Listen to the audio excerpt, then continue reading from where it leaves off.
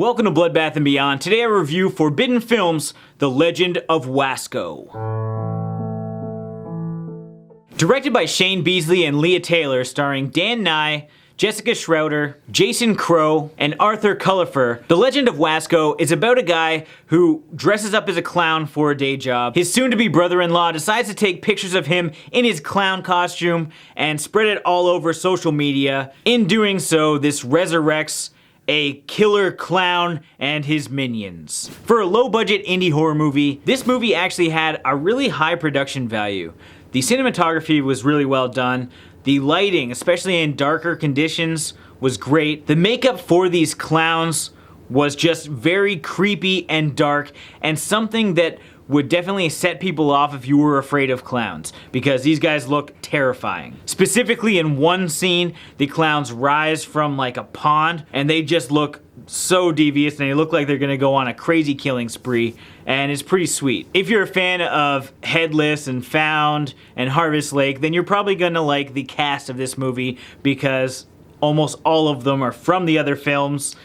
Including an Ellie Church little cameo. She doesn't play a big role, but she is in there for about 5 minutes. And it's a pretty interesting sequence, and I thought that was one of the cooler parts of the movie. Another strong aspect about this film was the character development and the story. It's not often that I speak about the character development, but in this case we had just a guy and his brother-in-law trying to bond. And I thought everything that they went through throughout the film really worked, including with the girlfriend trying to get her fiance to like her brother. To start off my dislikes, I do have to say that this isn't a really fun movie. It's actually really boring, considering that there's a bunch of killer clowns in it.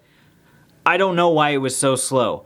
And maybe that had to do with some of the character development that they were playing with, and I did like that, but it dragged on, and there was a lot of unnecessary scenes in this film. I would say that there were 10 scenes that lasted about 2 minutes each that could have been cut from this movie, and you wouldn't have noticed. You wouldn't have skipped a beat, because we didn't need as much character development as they actually threw at us. And considering the amount of dialogue and the back and forth that we have, the acting wasn't very good. It seemed really stiff, and no conversation in the entire film seemed natural. You have a lot of things to be proud of. No, I don't, at all. And that's really unfortunate when you have so much back and forth between characters. I've watched a lot of indie horror movies, so I come to expect this kind of acting when going into a movie like this, but for those that aren't used to it, you're gonna be caught off guard.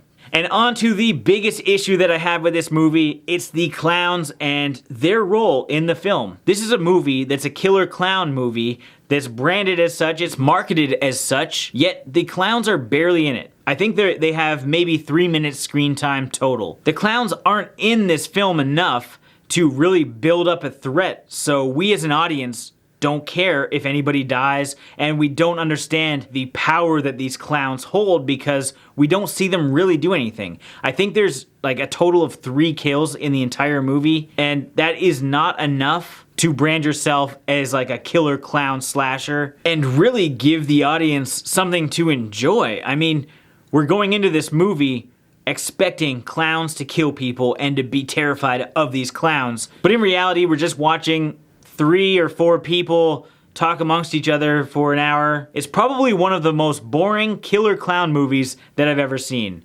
I much prefer Circus of the Dead or 100 Tears and stuff like that. I'm gonna call a spoiler alert for the next 20 seconds or so as I discuss the end of the movie and probably why I dislike this movie so much. Closer to the end of the film, we're presented with a Deus Ex Machina situation where somebody hands somebody else a knife and says, this is the only way to defeat the clowns. That person just goes and stabs the clowns. And that sucks. Especially when you have these strong built-up characters like going to fight these clowns. There isn't a fight. Somebody walks up and stabs each of the clowns one time, and that's it. Then the whole movie's over, and it's just a shitty ending. Overall, this was a really boring movie with some reasonable camera work. I mean, technically, it was done okay considering its budget, but the story is really dragged out, and I think a lot of you are gonna get really bored with it. The Legend of Wasco just isn't worth your time. It's a lot of build up to absolutely no return, so I'm gonna give this 1 puppet show out of 5. As always, thank you for watching. Like this video and comment below with your thoughts on the film if you've seen it. And if you haven't, there's links in the description where you can find it. And this is your first time here, make sure you subscribe to the channel to stay updated with everything Bloodbath and beyond.